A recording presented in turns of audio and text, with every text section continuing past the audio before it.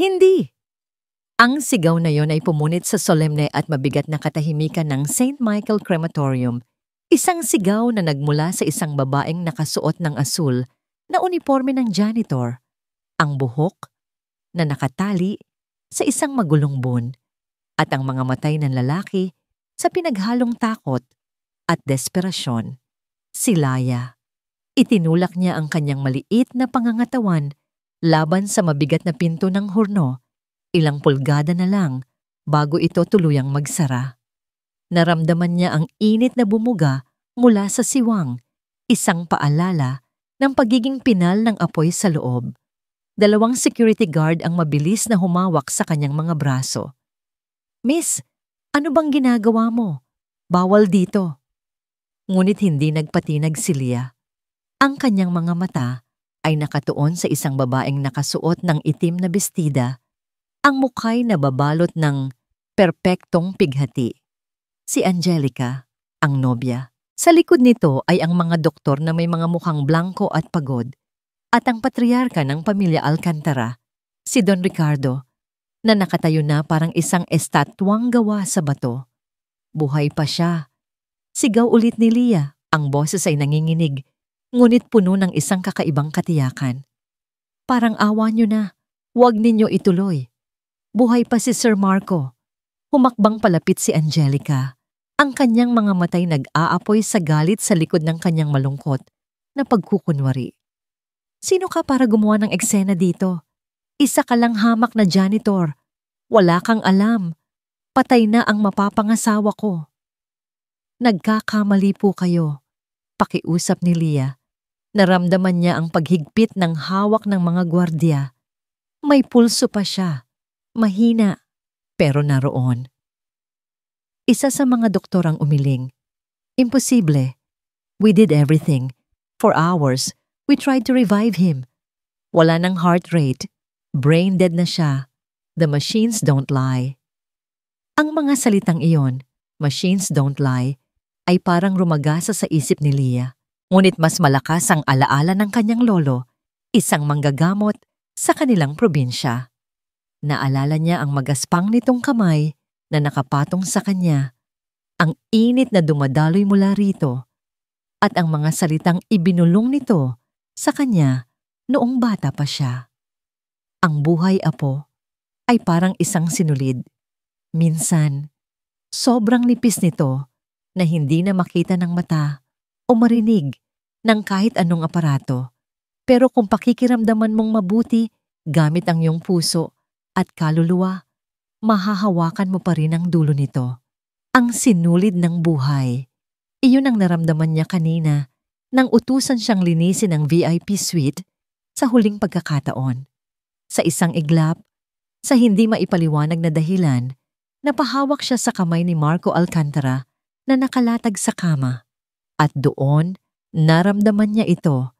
Isang bahagyang pintig. Isang halos hindi maramdamang kuryente ng buhay. "Bitawan niyo ako," nagpumiglas si Laya. Sa lakas ng kanyang pagpupumilit, nakawala siya at mabilis na tumakbo palapit sa stretcher kung saan nakahimlay ang katawan ni Marco. "Huwag kang lumapit sa kanya," sigaw ni Angelica. Susugurin sana si Leah, pero isang matatag na kamay ang pumigil sa kanyang balikat. Ang kamay ni Don Ricardo. Walang sinabi ang matanda. Ang kanyang mga mata, na puno ng sakit kanina, ay ngayon naglalaman ng isang kislap ng pagtatanong. Pinabayaan niyang makalapit si Laya. Hindi inalintana ni Leah ang mga galit at naguguluhang mga mata sa paligid. Ang tanging nakikita niya ay ang maputlang mukha ni Marco Alcantara. Isang mukhang palagi niya lang natatanaw mula sa malayo sa mga pasilyo ng ospital. Ang makapangyarihang tagapagmana ngayon ay payapa at walang buhay. Pero alam ni Leah na hindi iyon totoo. Nanginginig ang kanyang mga kamay habang dahan-dahan niyang inilapat ang kanyang hintuturo at gitnang daliri sa leeg ni Marco, sa ilalim mismo ng panga nito. Ang balat nito ay malamig. Ang klase ng lamig na nagsasabing sumuko na ang katawan. Ipinikit ni Laya ang kanyang mga mata. Isinara niya ang kanyang pandinig sa mga bulungan ng mga doktor. Sa nagbabantang titig ni Angelica, hinarang niya ang lahat. Ang tanging pinakinggan niya ay ang turo ng kanyang lolo. Huwag mong hanapin sa balat, apo. Hanapin mo sa kaluluwa. Huminga siya ng malalim. Pinakiramdaman niya. 1 segundo, 2, 3. Wala. Isang butil ng malamig na pawis ang tumulo mula sa kanyang noo. Nagkamali ba ako? Nababaliw na ba ako? At pagkatapos, naramdaman niya ito. Isang napakahina, napakabagal, halos hindi gumagalaw na pintig. Pero naroon, tumatakbo, isang sinulid ng buhay na kumakapit pa. Doon, bulong ni Lia, basag ang kanyang boses. Iminulat niya ang kanyang mga mata, na ngayoy puno na ng luha. Tumingin siya diretso kay Don Ricardo. Nandito pa siya, sir. Nararamdaman ko po. Humakbang palapit si Don Ricardo. Tiningnan niya ang walang emosyong mukha ng kanyang apo. Pagkatapos ay ang umiiyak ngunit determinadong mukha ni Lia. May nakita siya sa mga mata ng babae, hindi kabaliwan, kundi isang matinding paniniwala na kayang maglipat ng bundok. Itigil ang lahat. Ang boses ni Don Ricardo ay kalmado, ngunit may bigat na kayang magpatigil ng mundo. Tumingin siya sa hepe ng mga doktor. Dalhin ang aking apo pabalik sa ospital. Ngayon din. Pagkatapos, ibinaling niya ang tingin sa mga abdiyo sa mga gwardiyang nakatayo malapit kay Lia. At ang babaeng ito, utos niya, isama ninyo. Sa loob ng VIP suite, ang tensyon ay mas masahol pa kaysa sa crematorium. Ang mga makina ay muling ikinabit, ngunit ang mga linya sa monitor ay nananatiling halos patag. Si Angelica ay pabalik-balik sa paglalakad. Ang kanyang mga kuko ay bumaon sa kanyang palad. Ang mga doktor ay nagbubulungan sa isang sulok, paulit-ulit na tinitingnan ang kanilang mga chart. Hindi makapaniwala sa nangyayari. At si Leia, nakatayo malapit sa pinto, nakayuko, pinagtitinginan ng lahat. Para siyang isang basahan na napadpad sa isang palasyo. Gusto na niyang tumakbo, magtago, bumalik sa pagiging invisible. Ngunit ang imahe ng mahinang pintig na yon ay pumipigil sa kanya. Tumikhim si Don Ricardo at lahat ay natahimik. Tiningnan niya ang mga doktor, si Angelica, at sa huli, ang kanyang mga mata ay nanatili kay Lia. Naglakad siya palapit sa babae. Ang bawat hakbang ay may bigat. Tumigil siya sa harap ni Lia na lalong napayuko. Ano ang pangalan mo? Tanong ng matanda. Lilia po, sagot niya, halos pabulong. Tiningnan ni Don Ricardo ang kanyang apo na nakahiga sa kama. Pagkatapos ay muli kay Lia. Nakita niya ang luma nitong uniforme, ang magagaspang na kamay, na halatang sanay sa mabibigat na gawain. Ngunit nakita rin niya ang paninindigan sa mga mata nito, isang paninindigang hindi matitinag. Don Ricardo, parang awa niyo na. Sumingit si Angelica. Ang boses ay puno ng pagkainis. This is insane! Isa siyang janitor. Dapat tayong makinig sa mga doktor, sa siyensya. Ang hepe ng mga doktor ay marang nagsalita. Sir, with all due respect, ang naramdaman niya ay maaaring isang residual muscle spasm lang. Hindi po yun isang maaasahang senyales ng buhay. Tinaas ni Don Ricardo ang isang kamay. Sa isang iglap, lahat ay muling natahimik. Ang kanyang tingin ay matalim na parang bakal. Hindi niya tiningnan ang doktor o si Angelica. Ang mga mata niya ay nakatuon lamang kay Lia. Sumuko na ang siyensya sa apo ko, deklara niya. Ang boses ay kalmado, ngunit may diin. Idineklara na siyang patay ng inyong mga makina. Pero ang babaeng ito, nakaramdam siya ng buhay. Humakbang siya paatras, para bang kausap ang lahat ng tao sa silid. Ngunit ang kanyang desisyon ay isang malinaw na mensahe para kay Angelica at sa buong medical team. Ang kanyang mga salita ay tumatak sa bawat sulok ng silid. Binabago ang lahat sa isang iglap. Mula ngayon, anunsyo ni Don Ricardo, Silya, ang personal na tagapayo para sa paggaling ni Marco. Ang mga panga ng mga doktor ay nalaglag. Ang mukha ni Angelica ay naging isang maskara ng purong pagkabigla at galit. At si Laya, nakatitig lang siya, hindi makapaniwala. Ang mundo niya ay biglang umikot at tumaob. Ang tanging gusto niya ay iligtas ang isang buhay. Hindi niya hiniling na maging bahagi ng mundo ng mga Alcantara. Pakiramdam niya ay nalulunod siya at ang kamay na humihila sa kanya pataas ay ang kamay din na magiging dahilan ng kanyang pagkalunod. Hindi makahinga si Angelica. Ang mga salita ni Don Ricardo ay parang mga pader na unti-unting lumalapit sa kanya. Ninanakaw ang hangin mula sa kanyang mga baga. Personal na tagapayo, ang isang janitor, ang isang babaeng amoy pawis at murang sabon, na ang tanging dala ay mga dahon at paniniwala ng probinsyana. Napatingin siya kay Laya na nakatayo pa rin sa sulok na parang isang basang sisiw. Isang galit na hindi pa niya naramdaman kailanman ang umakyat mula sa kanyang sikmura. Mainit at mapait. Ang lahat ay perpekto na. Ang mga doktor, ang legal na dokumento, ang simpatsya ng publiko. Siya na dapat ang biyudang nagluluksa, ang kaawa-awang nobya na magmamana ng kontrol sa isang bahagi ng imperyo ni Marco. At sinira ng babaeng ito ang lahat sa isang sigaw, sa isang hindi ka panipaniwalang pag-angkin. Tito, sinubukan niyang magsalita. Pinipilit na gawing malambing at nag-aalala ang kanyang boses, ngunit narinig niya ang sarili niyang panginginig. Hindi po ba natin dapat pag-isipan itong mabuti? Ngunit si Don Ricardo ay hindi na nakikinig. Nagbibigay na ito ng mga utos sa mga staff. Tinitiyak na ang kwarto ay may sapat na espasyo para sa mga kagamitan ni Lia. Kinagat ni Angelica ang kanyang labi para pigilan ang isang sigaw.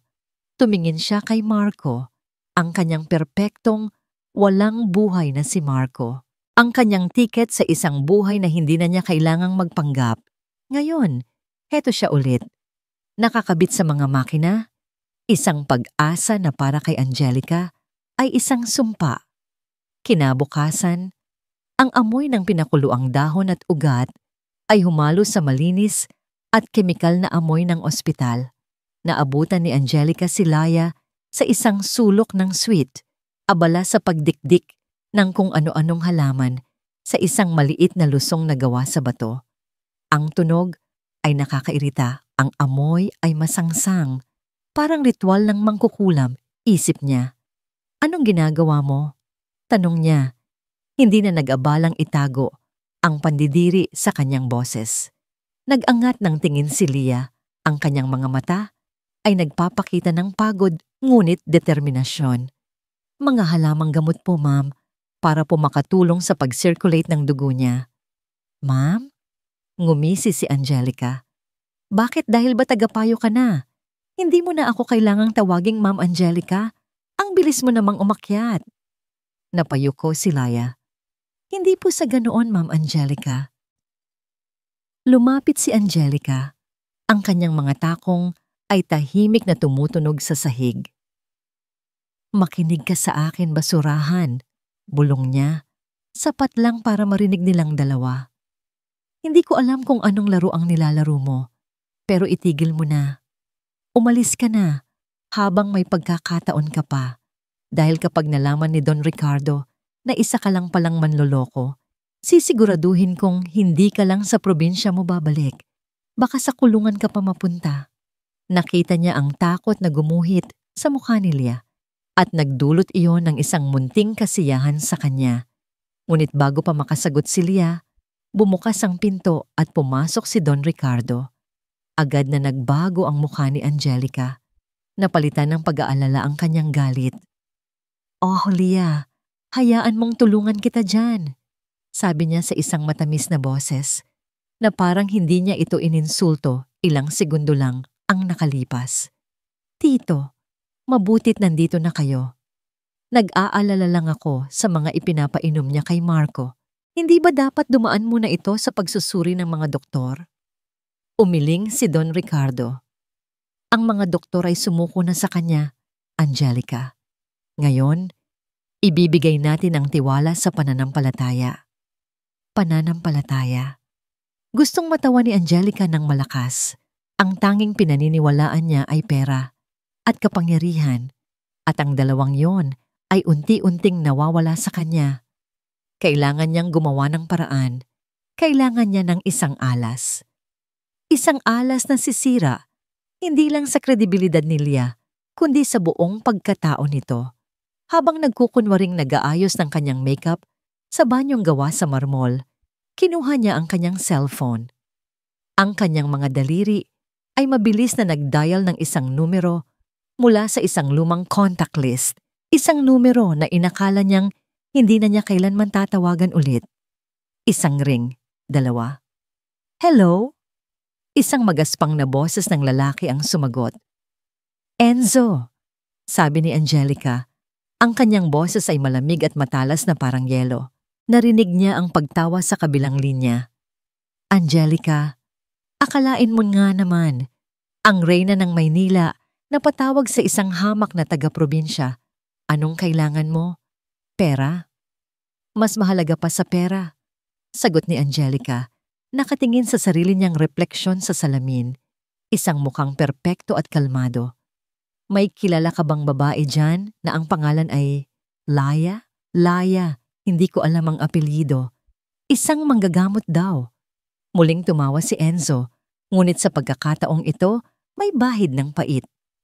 Laya, oo naman, kilalang kilala, ang babaeng pumatay sa tiyuhin ko.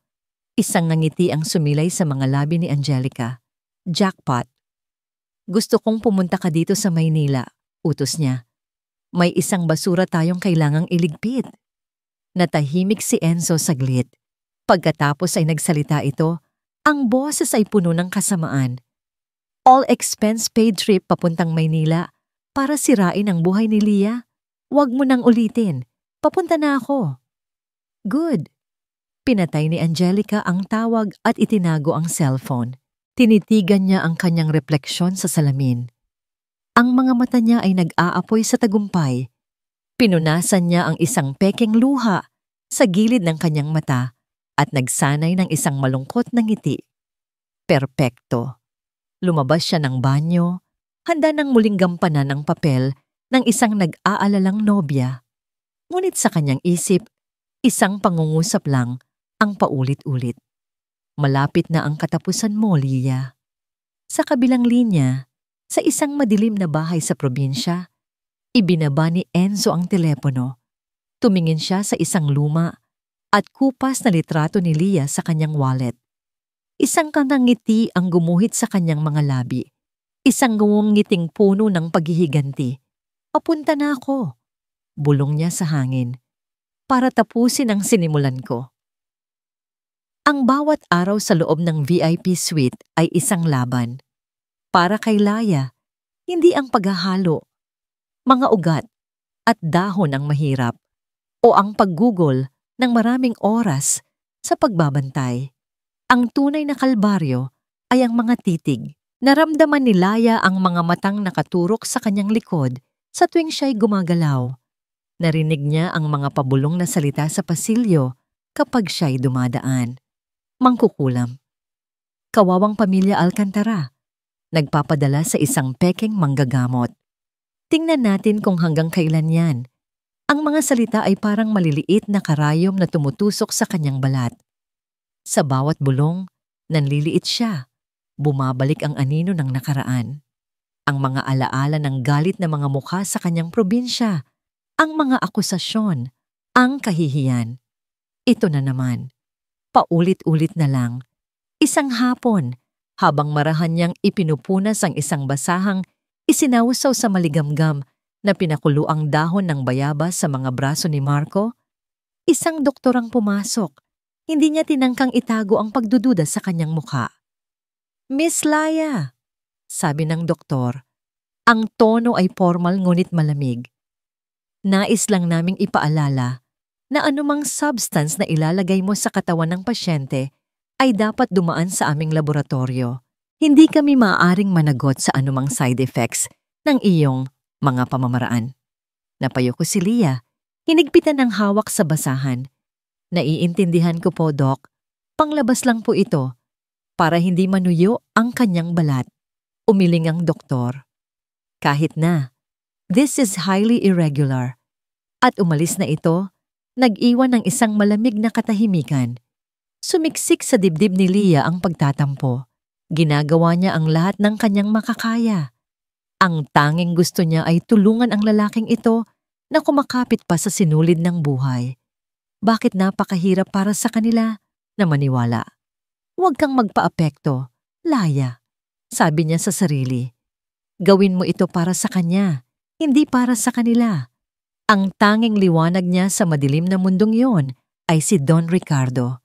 Ang matanda ay dumarating araw-araw, hindi para magtanong kung may pagbabago na ba, kundi para lang umupo sa tabi niya. Minsan, nagdadala ito ng pagkain. Minsan, tahimik lang silang nakaupo, parehong nakatingin kay Marco. Alam mo ba, Leah? Sabi ni Don Ricardo isang araw. Noong bata yan, nahulog yan sa puno ng mangga. Ayaw niyang aminin na natatakot siyang bumaba, kaya sinubukan niyang lumundag. Ayun, bali ang braso. Isang maliit na ngiti ang sumilay sa labi ni Leah. Talaga po? Oo, at kahit umiiyak na sa sakit, ang unang sinabi sa akin ay, Lolo, huwag mong sasabihin kay Papa. Magagalit yun. Matigas ang ulo, pero malambot ang puso. Ang mga kwentong yon ang nagbibigay lakas kay Laya. Sa pamamagitan ni Don Ricardo, nakikilala niya si Marco hindi bilang isang tagapagmana, kundi bilang isang tao, isang apo na mahal ng kanyang lolo. Kaya't nagpatuloy siya. Sa umaga, ginagawa niya ang kanyang mga ritual, ang paghahanda ng mga herbal compress, ang marahang pagmamasahe sa mga paa at kamay ni Marco para hindi manigas. At sa gabi, kapag ang mga mapanuring mata ay wala na at ang ospital ay nababalot na ng katahimikan, ginagawa niya ang pinakamahalagang bahagi ng kanyang panggagamot. Kinakausap niya si Marco. Umupo siya sa silya sa tabi ng kama. Hinawakan ang kamay nito na nakakabit sa napakaraming tubo. Ang balat nito ay hindi na kasing lamig ng dati. O baka guni-guni niya lang iyon. Sir Marco, simula niya sa isang mahinang boses. Gabi na naman po. Sana hindi kayo napapagod sa pakikinig sa akin. Huminga siya ng malalim. Noong bata po ako, pagpapatuloy niya, palagi akong kinukwentuhan ng lolo ko. Ang paborito ko po ay yung kwento tungkol sa alitaptap na nawawala. Takot na takot daw po yung alitaptap kasi nawala yung ilaw niya. Madilim ang gubat at mag-isa lang siya. Hinaplos niya ang kamay ni Marco. Pero sabi po ng lolo ko, hindi naman talaga nawala yung ilaw. Napagod lang. Kailangan lang niyang magpahinga at kailangan niya ng isang kaibigan na magsasabi sa kanya na, huwag kang matakot, nandito lang ako. Hintayin nating bumalik ang ilaw mo. Naramdaman niya ang unti-unting pag-init ng kanyang mga mata. Naalala niya ang sarili niyang kadiliman, ang sarili niyang nawawalang ilaw. Kaya Sir Marco, kung napapagod man po yung ilaw niyo, okay lang. Magpahinga po kayo. Pero huwag po kayong bibitaw, ha? Kasi nandito lang po ako sa labas. Naghihintay. Isang butil ng luha ang pumatak mula sa kanyang mata at tumulo sa kamay nilang magkahawak. At pagkatapos, naramdaman niya ito, isang bahagyang paggalaw. Ang hintuturo ni Marco na nasa ilalim ng kanyang palad ay bahagyang kumibot. Napahinto sa paghinga si Leah. Guni-guni ko lang ba yun? Tinitigan niya ang kamay nito, naghihintay, halos hindi kumukurap. Wala. Baka nga imahinasyon niya lang, isang pagod na isip na gustong-gustong makakita ng pag-asa, na pabuntong hininga siya sa pagkadismaya. Ngunit nang iaangat na sana niya ang kanyang tingin, may nakita siyang isang bagay na nagpatigil sa pagtibok ng kanyang puso. Mula sa gilid ng kanang mata ni Marco Alcantara, isang butil ng luha, ang dahan-dahang gumulong pababa sa kanyang sentido. Hindi iyon imahinasyon, Totoo yun. Napatayo si Laya, ang kanyang mga mata ay nanlalaking tumingin sa cardiac monitor. Ang halos patag na linya ay nagpakita ng isang maliit, halos hindi mapansing spike. Isang maliit na alon sa isang payapang dagat. Isang senyales. Kadiliman. Iyon ang unang bagay na alam ni Marco. Isang kadilimang mabigat at walang hanggan. Para siyang nakalutang sa isang malawak na karagatan ng wala. Walang tunog, walang liwanag, walang pakiramdam. Pagkatapos, unti-unti, may nagsimulang pumasok. Mga tunog. Sa simula, ang mga ito ay parang mga pabulong na hangin lang, malayo at hindi maintindihan. Isang mahinang beep, beep, beep na paulit-ulit. Isang kaluskos ng mga papel, isang pagsara ng pinto, ngunit may isang tunog na namumukod-tangi. Isang boses, ang boses ng isang babae. Mahinahon ito, malambing at puno ng pamilyar na init. Hindi niya maalala kung saan niya ito narinig. Pero para itong isang lumang kanta na nagpapakalma sa kanyang naguguluhang kaluluwa. Kasabay ng boses ay isang amoy, hindi ang amoy ng ospital na pamilyar sa kanya. Iba ito, isang pinaghalong amoy ng lupa, dahon at ulan. Isang amoy na nagpapaalala sa kanya ng hardin ng kanyang lolo noong siya'y bata pa. Sinusubukan niyang gumalaw, sinusubukan niyang magsalita. Ngunit ang kanyang katawan ay parang isang dayuhang bagay, isang mabigat na bilangguan na hindi sumusunod sa kanyang mga utos. Gusto niyang sumigaw, pero walang boses na lumalabas. Gusto niyang imulat ang kanyang mga mata, pero ang kanyang mga talukap ay parang may nakapatong na tone-toneladang bato. Isang araw o gabi, hindi niya alam. Narinig niya ang boses na yon na nagkukwento tungkol sa isang alitaptap na nawalan ng ilaw. Naramdaman niya ang init ng kamay nito sa sarili niyang kamay. Naramdaman niya ang isang patak ng luha. "Huwag kang bibitaw, ha?" sabi ng boses. "Nandito lang ako." Sa loob ng kanyang kadiliman, isang bagay ang tumago. Isang desperadong sigaw na gustong makawala. "Nandito pa ako. Hindi ako bibitaw." Ginamit niya ang lahat ng natitirang lakas sa kanyang katawan, isang lakas na hindi niya alam na mayroon pa siya. Itinuon niya ang lahat ng iyon sa isang maliit na bahagi ng kanyang katawan, ang kanyang daliri. Gumalaw ka. At gumalaw ito. Isang bahagyang kibot, isang tagumpay. Kasunod niyon ay isang bagay na mas mahirap, isang emosyong nag-uumapaw sa kanyang dibdib. Isang pinaghalong pasasalamat at pighati. Bumuo ito ng isang mainit na likido sa kanyang mga mata at sa wakas, naramdaman niya itong dumaloy. Isang luha, isang patunay na buhay pa siya. Mula noon, mas naging malinaw ang mga bagay. Naririnig na niya ang ibang mga boses. Ang vital signs niya ay nagiging stable. It's a miracle. Sabi ng boses ng isang lalaki, at pagkatapos ay ang boses ng kanyang nobya, si Angelica. Nakikita niyo? Ang pagmamahal ko ang nagpapagaling sa kanya. Pero kakaiba. Ang boses ni Angelica, na dati parang musika sa kanyang pandinig, ay ngayoy may matinis na tunog. May isang bagay sa tono nito na hindi tama. Isang hapon, narinig niya ang dalawang boses na nagtatalo.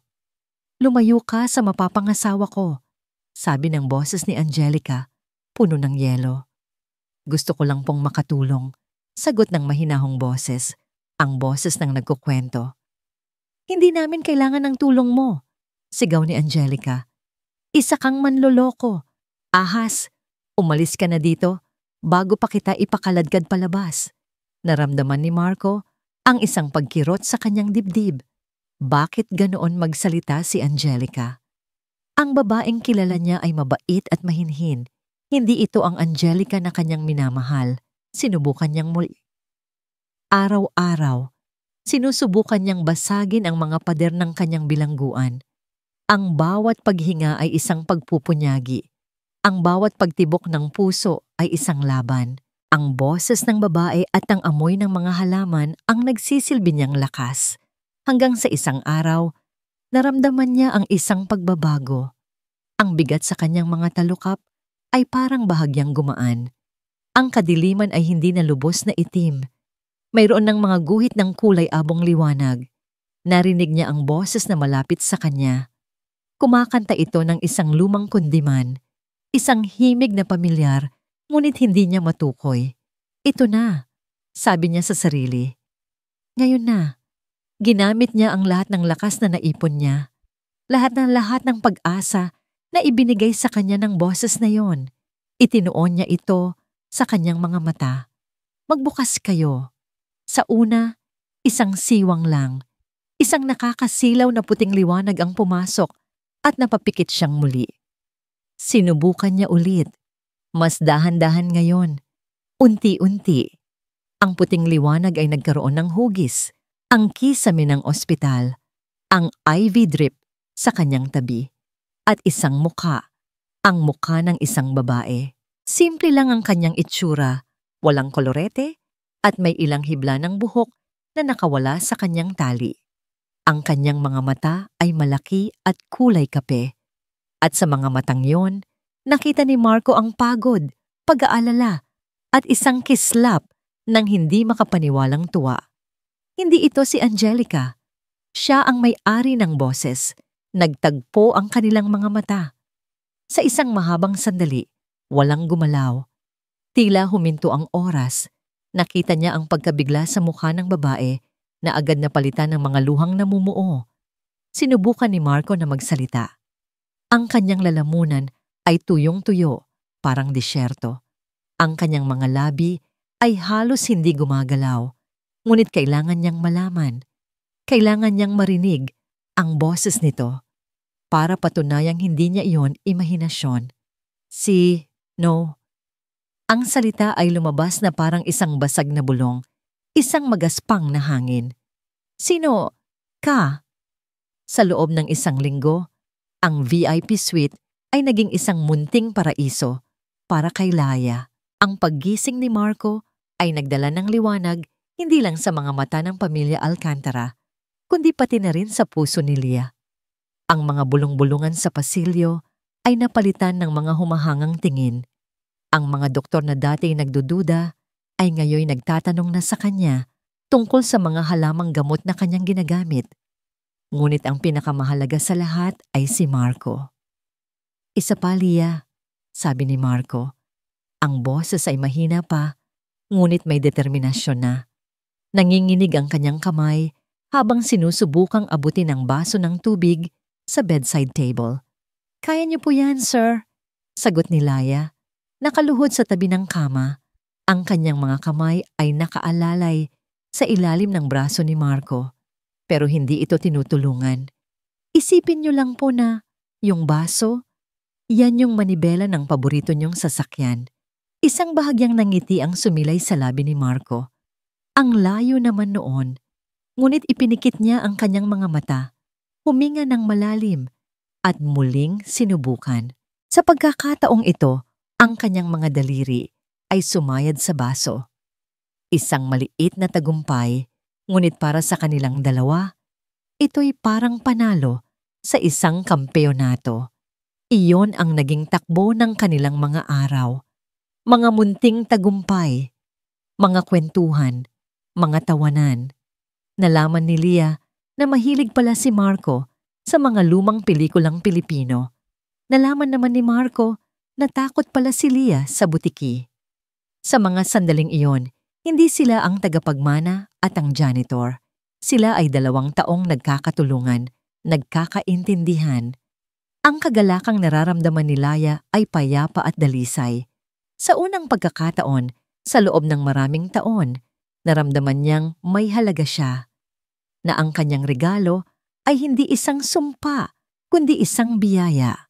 Ngunit ang mga paraiso ay hindi pang matagalan, at ang sa kanya ay malapit ng mag-unaw. Isang hapon, habang masaya silang nag-uusap, bumukas ang pinto ng suite.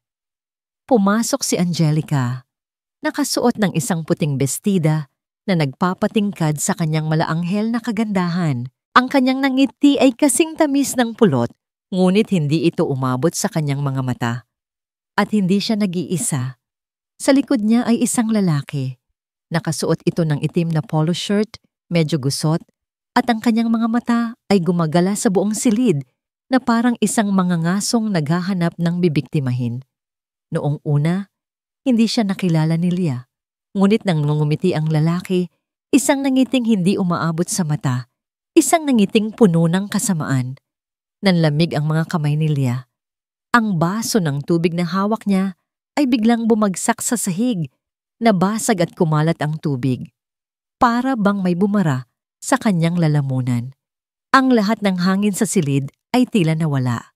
Iyon ang mukhang pilit niyang ibinabaon sa pinakamadilim na sulok ng kanyang alaala.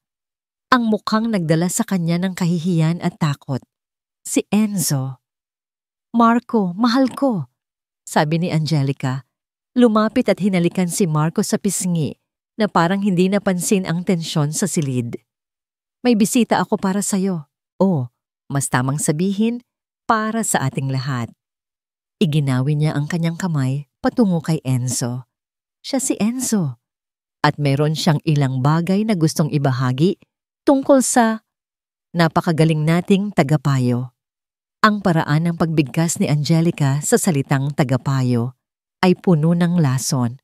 Tumingin si Marco mula kay Angelica patungo kay Laya na ngayon ay namumutla at nakatitig kay Enzo na parang nakakita ng multo. "Laya, anong nangyayari?" Hindi makasagot si Laya. Ang kanyang dila ay parang nakabuhol. Humarap si Enzo sa mga doktor at kay Don Ricardo na kararating lang na naakit ng ingay ng nabasag na baso. Yumuko siya ng bahagya, isang perpektong imahe ng paggalang at pighati. "Magandang hapon po sa inyong lahat." Simula ni Enzo, ang boses ay malumanay.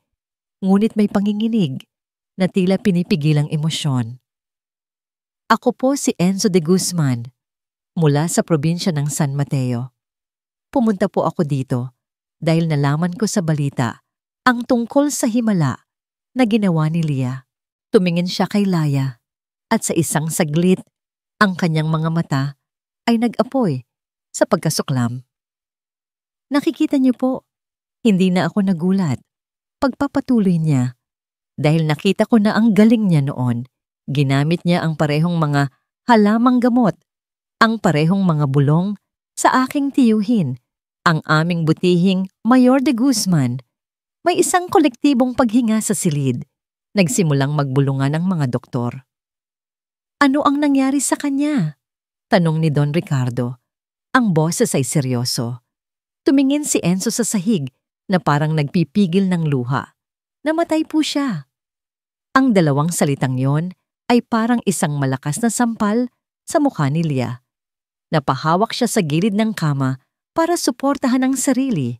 "Hindi," bulong niya. "Hindi totoo yan. Hindi totoo?" Sigaw ni Enzo. Biglang nagbago ang kanyang anyo mula sa nagluluksa patungo sa isang nag-aakusa. Nakita ng buong baryo. Binigyan mo siya ng mga damo mo at kinabukasan hindi na siya nagising. Inatake sa puso. Sinabi ng mga doktor dahil daw sa isang hindi kilalang herbal concoction. Sinabi ko sa kanya na huwag niyang isasabay sa gamot niya sa puso. Depensa ni Leah. Ang boses ay nanginginig sa desperasyon. "Binalaan ko siya." "Isang kasinungalingan," ganti ni Enzo, humakbang palapit. "Gusto mo lang pagtakpan ng kasalanan mo. Isa kang mamamatay tao na nagpapanggap na manggagamot." Ang mga salita ay tumama kay Leah na parang mga bato. Mamamatay tao, ang salitang humabol sa kanya, ang salitang sumira sa kanyang buhay. Heto na naman, bumabalik para muli siyang wasakin. Tumingin siya kay Marco, naghahanap ng tulong, ng paniniwala. Nakita niya ang pagkalito sa mukha nito. Tumingin siya kay Don Ricardo, ngunit ang mukha ng matanda ay blanko. Mahirap basahin, wala nang naniniwala sa kanya. Mag-isa na naman siya. Habang ang lahat ay nakatuon sa kaguluhan, Walang nakapansin sa munting napangiti ng tagumpay sa mga labi ni Angelica. Nang magkaroon ng pagkakataon, habang abala ang lahat sa pag-alo kay Enzo na hinihimatay, sinadya niyang magkasalubong sila ni Lia sa pasilyo. Hinawakan ni Enzo ang braso ni Lia ng mahigpit. "Sinabi ko sa'yo, babalik ako." Bulong niya. Ang bawat salita ay puno ng paghihiganti. At sa pagkakataong ito, sisiguraduhin kong wala ka nang babalikan. Binitawan niya ito ng marahas at si Laya ay napasandal sa pader, nanginginig, hindi dahil sa galit, kundi sa purong takot. Ang paraisong itinayo niya sa loob ng 1 linggo ay gumuho na at ang mga demonyo ng kanyang nakaraan ay narito na para kunin ang mga abo nito. Hindi kailanman naniwala si Don Ricardo Alcantara sa mga nagkataon lamang. Sa kanyang 75 taon sa mundo, sa pagbuo ng isang imperyo mula sa wala, natutunan niyang ang bawat pangyayari ay may sanhi, ang bawat kilos ay may motibo, at ang eksenang naganap sa harapan niya kanina ay hindi isang nagkataon.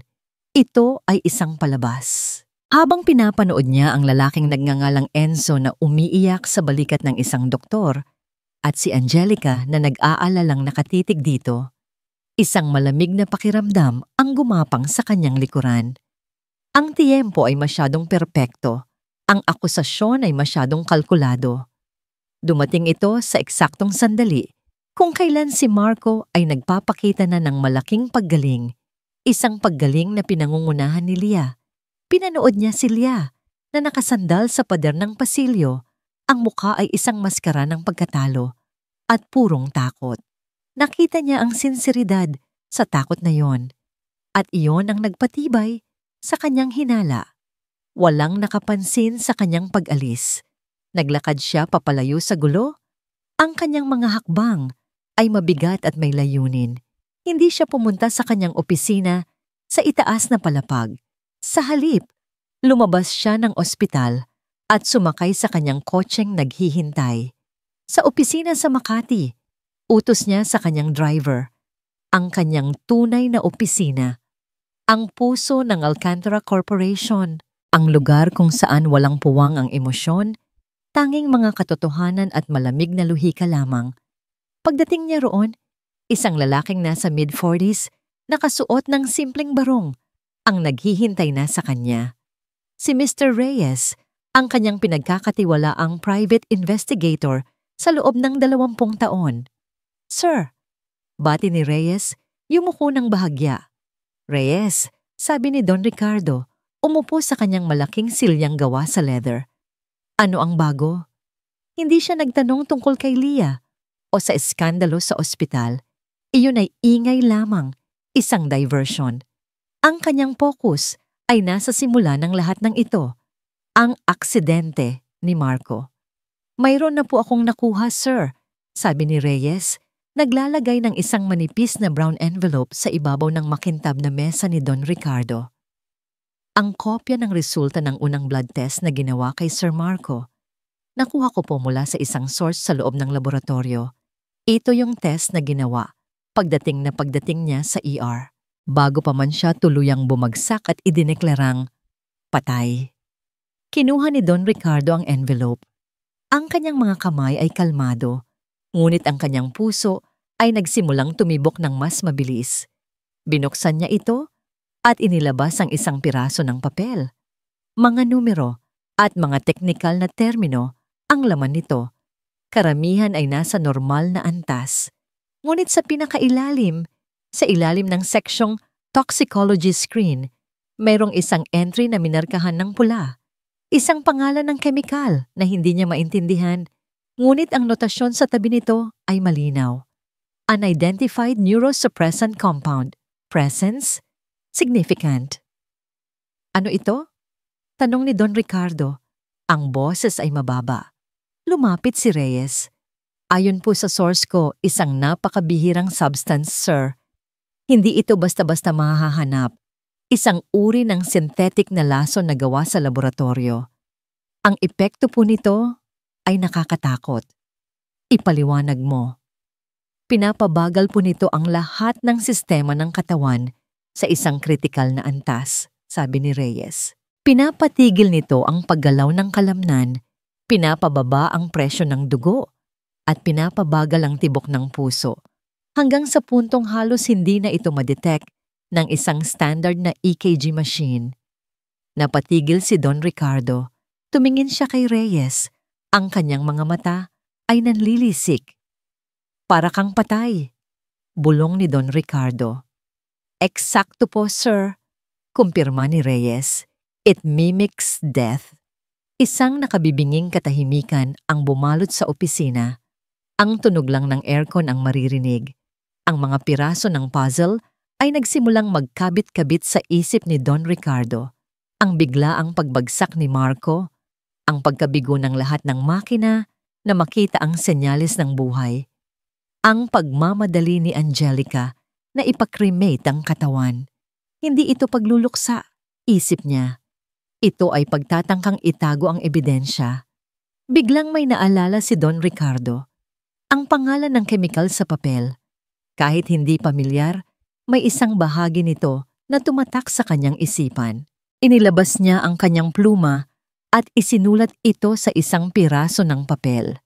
Tinitigan niya ito. Pagkatapos, tumayo siya at lumapit sa isang estante ng mga libro sa likod niya. Hindi mga libro ng literatura ang laman nito, kundi makakapal na mga aklat tungkol sa negosyo at mga pharmaceutical na kumpanya. Kinuha niya ang isa at mabilis na binuklat ang mga pahina. At doon, nakita niya ito. Isang katulad na compound, isang experimental na gamot na dinedevelop ng isang kumpanya. Isang kumpanyang kalaban ng Alcantara Corporation, isang kumpanyang matagal nang gustong bilhin ng pamilya ni Angelica. Isinara ni Don Ricardo ang libro ng may puwersa. Ang lahat ay naging malinaw na parang kristal. Ang aksidente ay hindi aksidente. Ito ay isang pagtatangkang pagpatay. Ang pagdating ni Laya ay hindi isang gulo. Ito ay isang himala na sumira sa isang perpektong krimen. Tumingin siya sa bintana ng kanyang opisina kung saan tanaw ang syudad ng Makati. Sa malayo, ang gusali ng St. Michael's Medical Center ay nakatayo. Nandoon ang kanyang apo, ligtas na ngayon, dahil sa isang babaeng janitor na pinag-uusig. At nandoon din ang ahas, nagpapanggap na isang anghel. Kinuha niya ang telepono sa kanyang mesa. Hindi na muling nagkamali si Don Ricardo Alcantara. Ngayon, hindi na siya ang nagluluksa at naguguluhang lolo. Siya na ang mangangaso. Reyes, sabi niya sa intercom, ang kanyang boses ay malamig at walang emosyon.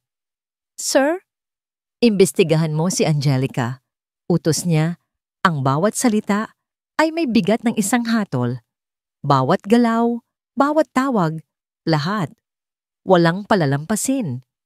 Ang silid na dati puno ng pag-asa ay napuno na ngayon ng lason ng pagdududa. Para kay Marco, ang paggaling ng kanyang katawan ay kabaliktaran ng pagkasira ng kanyang isipan. Ang mga salita ni Enzo ay umuulit-ulit sa kanyang ulo na parang isang sirang plaka. Mamamatay tao, manloloko. Sa bawat pagpasok ng isang nurse, para tingnan ang kanyang vital signs, nakikita niya ang pag-iwas sa kanilang mga mata. Sa bawat pagdaan ng mga doktor sa labas ng kanyang pinto, naririnig niya ang mga pabulong na pag-uusap. Ang pangalan ni Lia na dati binabanggit ng may paghanga, ngayoy binabanggit na ng may pagkutya. At si Laya, halos hindi na niya ito nakikita. Pinagbawalan na siyang pumasok sa silid ni Marco, maliban na lang kung may direktang utos mula kay Don Ricardo. Kapag pumapasok man ito para dalhin ang kanyang mga herbal compress, hindi na ito tumitingin sa kanya. Nakayuko lang ito, ginagawa ang kanyang trabaho nang mabilis at tahimik at agad na umaalis. Ang init at sigla na dati dala nito ay nawala, napalitan ng isang malamig at malungkot na aura. Nawawala ang kanyang anghel na tagapagligtas. Si Angelica naman ay laging naroon. Umaarte na parang walang nangyari, dinadalhan siya ng mga bulaklak, binabasahan ng mga libro. Ngunit nararamdaman ni Marco ang isang pader sa pagitan nila. Ang kanyang mga ngiti ay tila pilit. Ang kanyang mga haplos ay kulang sa init. Mahal, dapat kang magpahinga, sabi ni Angelica isang hapon, inaayos ang unan sa likod ni Marco. Huwag mo nang isipin yung babaeng yun. Ang mahalaga ay ligtas ka. Tinitigan siya ni Marco. Paano mo nahanap si Enzo? Natigilan si Angelica saglit. Isang kaibigan mula sa probinsya ang nagsabi sa akin. Narinig niya ang tungkol kay Laya at nag-alala siya para sa'yo, para sa atin. Mabuti na lang at nalaman natin ang katotohanan. Hindi kumbinsido si Marco. Masyadong malinis, masyadong madali. Isang gabi, hindi siya makatulog. Ang mga akusasyon ni Enzo, ang takot sa mga mata ni Laya, ang kakaibang kilos ni Angelica, lahat ay naghahalo sa kanyang isip. Kailangan niyang malaman ang katotohanan para sa kanyang sarili. Dahan-dahan, gamit ang lakas na unti-unti nang bumabalik, iniabot niya ang kanyang cellphone mula sa bedside table. Nanginginig ang kanyang mga daliri habang nagtatype. Mayor de Guzman, San Mateo. Death. Libo-libong resulta ang lumabas. Mga lumang artikulo mula sa mga lokal na pahayagan. Karamihan ay nagsasabi ng parehong kwento. Biglaang atake sa puso. Ngunit sa isang maliit, halos hindi napapansing blog ng isang lokal na mamamahayag, may nakita siyang isang komento. Isang anonymous na komento na isinulat 2 taon na ang nakalipas. Hindi herbal medicine ang pumatay kay Mayor. Itanong niyo sa pamangkin niyang si Enzo kung ano ang ibinigay niyang vitamins. Satyuhin niya isang araw bago ito mamatay. Nanlamig si Marco. Vitamins? Nag-type siyang muli. Enzo de Guzman, San Mateo. Nakita niya ang Facebook profile nito, mga larawan ng pag-iinom, pagsusugal, at isang lumang post. Isang larawan ni Enzo kasama ang ilang kaibigan at sa likod nila ay isang botika. Ang pangalan ng botika, De Guzman Pharmacy. Kinabukasan, tumanggi si Marco sa tulong ng nurse. Tumanggi siya sa pagkain na dala ni Angelica. Gusto kong makausap si Lia, sabi niya. Ang boses ay mahina ngunit matatag. Siya lang. Nag-aalangan man, walang nagawa ang mga nurse, kundi tawagin si Laya. Pumasok ito sa silid, ang mga matay nakatingin sa sahig. Sir Marco? Umupo ka, sabi niya. Umupo si Lia sa silya sa gilid ng silid, malayo sa kanya. Lumapit ka, pakiusap ni Marco. Nag-aalangan man, lumapit ito sa tabi ng kanyang kama. Lia, gusto kong sabihin mo sa akin ang totoo. Ang buong kwento. Nakita niya ang pag-aalinlangan sa mga mata nito. Nakita niya ang takot. Alam ko na hindi ikaw ang dahilan, sabi niya ng marahan. Nag-angat ng tingin si Lia, ang kanyang mga mata ay nagulat. Sabihin mo sa akin ang nangyari. At sa wakas, bumigay ang pader na itinayo ni Laya. Umiiyak, isinalaysay niya ang lahat. Ang tungkol sa pagtanggi niya sa panliligaw ni Enzo. Ang tungkol sa pagbibigay niya ng babala sa mayor. Tungkol sa pagsasabay ng gamot.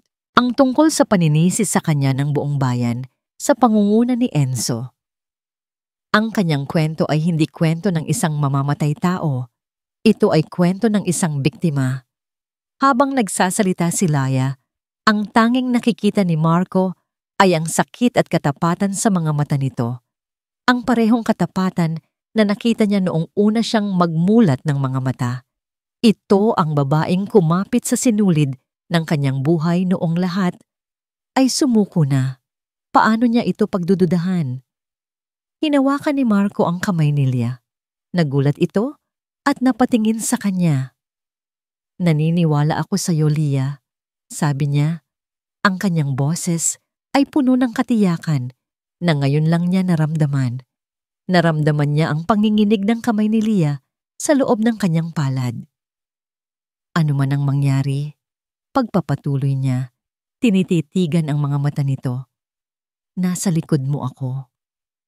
Sa labas ng pinto, sa siwang na bahagyang nakabukas, Nakatayo si Angelica. Narinig niya ang lahat. Narinig niya ang pangako.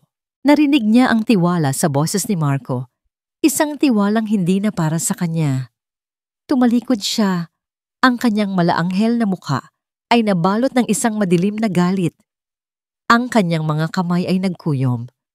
Kung hindi niya kayang sirain ang tiwala ni Marco, kung gayon, sisirain niya na lang si Leah. Sisirain niya ito sa paraang hindi na ito makakabangon pa.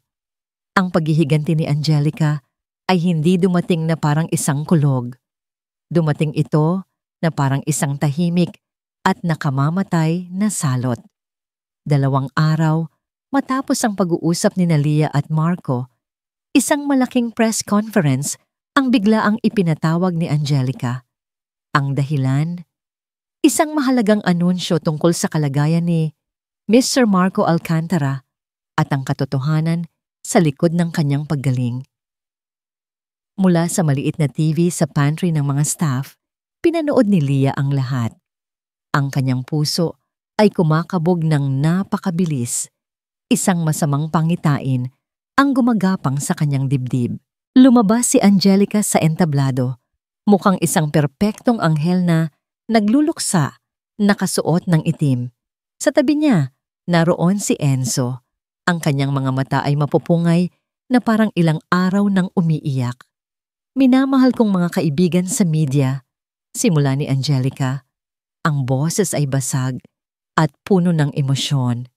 Narito ako ngayon, hindi bilang nobya ni Marco Alcantara, kundi bilang isang babaeng nagmamalasakit sa katotohanan at hustisya. Nagpatuloy siya sa pagsasalaysay ng isang napakagandang kwento. Isang kwento kung saan siya ang bida, ang nag-iisang nagbantay at nagdasal para kay Marco. Pagkatapos, dumating ang madilim na bahagi ng kwento. Ngunit sa aming kahinaan, sabi niya, habang isang peking luha ang dumaloy sa kanyang pisngi, may isang taong sinamantala ang aming sitwasyon. Isang babaeng nagngangalang Leah. Iyon na ang hudyat. Isang malaking screen sa likod nila ang umilaw. Ipinapakita ang isang dokumento. Ito po, sabi ni Enzo, humakbang pasulong, ay isang kopya ng medical journal ng aking tiyuhin, si Mayor de Guzman. Malinaw na nakasulat dito ang lahat ng gamot na ibinigay sa kanya ni Leah. Itinuro niya ang isang listahan ng mga halamang gamot. At sa kabilang pahina, ang opisyal na findings ng doktor. Cardiac arrest secondary to poisoning from an unknown herbal substance. Kasinungalingan. Alam ni Leah na kasinungalingan yon. Ngunit ang dokumento ay mukhang opisyal. May selyo, may pirma. Hindi pa doon natapos. At hindi lang po iyan, sabi ni Angelica. Mayroon po kaming isang saksi. Isang matandang babae, nanginginig at umiiyak, ang lumabas mula sa gilid ng entablado. Ako po ang labandera ng mayor, sabi ng babae. Ang boses ay nanginginig. Narinig ko po si Leah na sinasabi sa mayor na mas mabuti pa kung mamatay ka na lang nung hindi siya binigyan ng karagdagang bayad. Halos masuka si Leah. Hindi yon nangyari. Hinding-hindi. Ngunit huli na ang lahat. Ang kwento ay binuo na. Ang mga kamera ay kumikislap. Ang mga reporter ay mabilis na nagtatype sa kanilang mga laptop. Ang balita ay kumalat na parang apoy. Sa loob ng 1 oras ang mukha ni Leah ay nasa lahat ng news channel. Ang headline, mangkukulam sa ospital, janitor na nagpanggap na manggagamot, suspect din sa pagkamatay ng isang mayor. Ang kanyang mundo ay gumuho. Paglabas niya ng pantry, ang mga dating humahangang tingin ay napalitan na ng galit at pandidiri. Ang mga dating bumabati sa kanya ay ngayoy umiiwas na parang may dala siyang sakit. Leah, isang malamig na boses ang tumawag sa kanya. Ang hepe ng mga doktor kasama ang 2 security guard. Ang mukha ng doktor ay hindi na nagpapakita ng pagdududa, kundi ng isang pinal na hatol. Pinag-utos ng hospital board na ikaw ay suspendido, effective immediately. Kailangan mong lisanin ang premises. Hindi na siya nakipagtalo. Wala nang lakas. Naglakad siya palabas ng ospital. Bawat hakbang ay parang may nakakabit na kadena sa kanyang mga paa.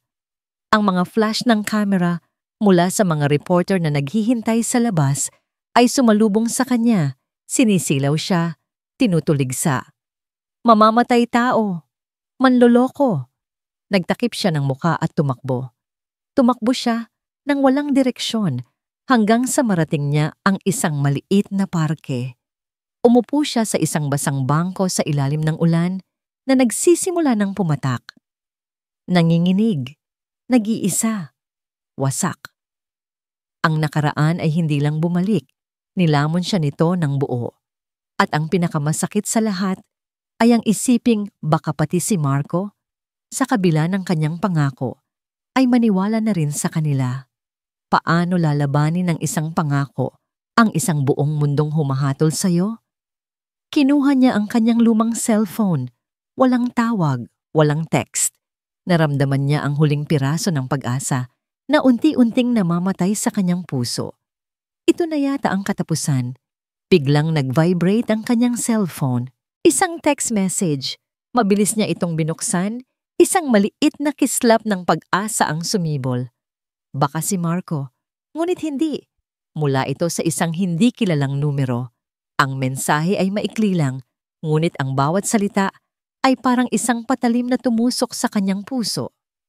Lumayo ka kay Marco kung gusto mo pang mabuhay. At sa ilalim ng text, mayroong isang larawan. Isang larawan niya, ngayon din, nakaupo sa basang bangko sa ilalim ng ulan. Kinuha mula sa malayo, mula sa isang taong nagmamasid sa kanya sa dilim. Hindi ako papayag.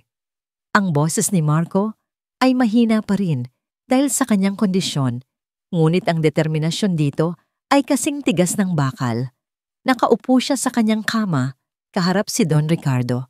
Sa TV screen sa silid, paulit-ulit na ipinapalabas ang mukha ni Leah na hinahabol ng media. Apo, sabi ni Don Ricardo. Ang mukha ay kalmado. Kailangan mong magpahinga. Paano ako magpapahinga, Lolo? Tanong ni Marco. Ang kanyang mga mata ay nag-aalab. Sinira nila siya. Ginamit nila ang pangalan ko para sirain ang isang inosenteng tao. Ang taong nagligtas sa akin. Isang maliit na ngiti ang sumilay sa mga labi ni Don Ricardo. Ito ang Marco na pinalaki niya. Isang lalaking ipaglalaban ang tama. At ano ang gusto mong gawin? Kailangan nating sabihin ang totoo. Magpatawag kayo ng press con, Lolo. Sasabihin ko sa lahat na kasinungalingan ang mga paratang nila. Handa ka na ba? Tanong ng matanda. Hindi, pag-amin ni Marco. Pero mas lalong hindi handa si Leah sa lahat ng ito. Kailangan ko itong gawin. Tumango si Don Ricardo. Magaling, dahil meron na rin akong hinanda. Kinabukasan ang media ay muling nagkagulo. Isang agarang press conference ang ipinatawag mismo ni Don Ricardo Alcantara sa pinakamalaking function hall ng ospital, ang paksa. Ang huling katotohanan. Dumating si Angelica at Enzo na parang mga bituin sa pelikula. Si Angelica ay nakasuot ng puti, simbolo ng kalinisan, habang si Enzo ay mukhang isang ulirang pamangkin na naghahanap ng hustisya. Kampante sila. Ito na ang kanilang tagumpay. Naupo sila sa harap na hilera, handa nang panoorin ang huling pagbagsak ng pangalan ni Leah. Sa isang sulok ng silid, nakatayo si Leah. Pinilit na pumunta ni Don Ricardo. Nakasuot siya ng simpleng damit. Nakayuko, nanginginig sa takot. Iniisip kung anong kahihiyan pa ang ipaparanas sa kanya. Lumabas si Don Ricardo sa entablado. Hindi nag-iisa. Sa tabi niya, itinutulak ang kanyang sariling wheelchair, ay si Marco Alcantara. Isang malakas na bulungan ang pumuno sa silid. Ang mga kamera ay walang tigil sa pag-flash. Salamat sa inyong pagdalo. Simula ni Don Ricardo, ang kanyang boses ay umalingaw-ngaw sa buong hall. Hindi ako magpapaligoy-ligoy pa. Narito kami para linawin ang dalawang bagay. Ang katotohanan sa pagkamatay ng aking apo at ang katotohanan Sa likod ng mga akusasyon laban kay Laya, tumingin siya kay Angelica, isang malamig na titig. Nanlamig si Angelica, biglang kinabahan. Una, sabi ni Don Ricardo, at isang dokumento ang lumabas sa malaking screen sa likod niya. Ito ang toxicology report ni Marco. Nagpapakita ito ng pagkakaroon ng isang lason sa kanyang dugo, isang lason na nagpapanggap na kamatayan. Nalaglag ang panga ni Angelica. Nanlaki ang mga mata ni Enzo. Hindi ito isang aksidente, pagpapatuloy ni Don Ricardo. Ito ay isang pagtatangkang pagpatay. Sunod, isang audio file ang pinatugtog. Isang boses ng babae ang narinig. Siguraduhin mong tama ang dosis. Kailangan magmukha itong natural. Walang dapat magkamali. Ang boses ay boses ni Angelica. Napatayo si Angelica. Hindi totoo yan. Gawa-gawa lang yan. Ngunit huli na. Ang ebidensya ay patuloy na lumalabas. Mga bank record na nagpapakita ng malaking perang inilipat ni Angelica sa isang offshore account, mga email sa pagitan niya at ng isang executive mula sa kalabang kumpanya ng parmasyutiko. Pagkatapos, si Marco naman ang nagsalita. Itinulak ang sarili palapit sa mikropono. At ngayon, para naman sa mga akusasyon laban kay Laya, sabi ni Marco, ang kanyang boses ay malinaw. Mayroon din kaming katotohanan dyan. Isang lalaki ang lumabas mula sa gilid ng entablado, nakayuko, kasama ang 2 pulis. Ang matandang babaeng saksi sa press con ni Angelica. Patawad po, sabi ng babae, umiiyak. Binayaran po ako ni Sir Enzo para magsinungaling. Hindi ko po yun narinig. Gawa-gawa lang po ang lahat. Sunod, isa pang lalaki ang dinala papasok. Si Mr. Reyes, ang investigador. Ayon sa aming investigasyon, sabi ni Reyes, ang medical journal na ipinakita ni Mr. Enzo de Guzman ay peke. At mas mahalaga, natagpuan namin ang medical records ng parmasya ng pamilya de Guzman. Isang araw, bago mamatay si Mayor. Si Sorry, Enzo de Guzman mismo ang bumili ng isang gamot. Isang gamot na mahigpit na ipinagbabawal na isabay sa maintenance medicine ng kanyang tiyuhin para sa puso. Gumuho ang mundo ni Enzo. Hindi, nagsisinungaling kayo. Ngunit wala nang naniniwala sa kanila. Ang mga kamera na dating nakatutok kay Laya ay ngayon nakatutok na sa kanila. Kinukunan ang bawat patak ng pawis, ang bawat pag-iling ng ulo. At para sa huling ebidensya, sabi ni Marco, ang kanyang tingin ay nakatuon kay Angelica. Ang text message na ipinadala mo kay Laya kagabi. Isang imahe ng text message at ng larawan ang lumabas sa screen. Pati na rin ang numero ng cellphone, isang prepaid number na na-trace pabalik sa isa sa mga personal na katulong ni Angelica. Tapos na ang laro. Ang mga pulis na kanina pa'y tahimik na nakatayo sa likod ay nagsimula ng maglakad palapit. Hinawakan nila ang mga braso ni Angelica at Enzo. Hindi! Marco, mahal ko.